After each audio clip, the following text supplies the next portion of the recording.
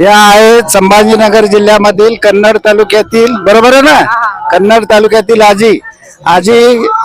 आजीचं नाव आहे लीलाबाई.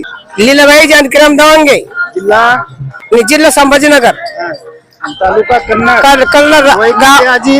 75. आजीचं वय 75 आहे. राहणार पिशोर. राहणार पिशोर नावाचं गाव आहे.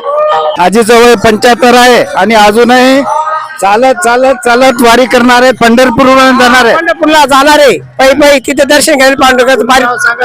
आजीचं वय बघा 75 वर्ष असून अजून प्रकृती कशी ठणठण, एकदम ठणठणीत आहे माऊलीच्या कृपेनं.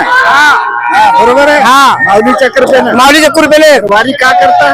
वारी आपली जीवाची सोडणूक, पांडुरंगाची जीवाची सोडणूक करायसाठी हे वारी आहे.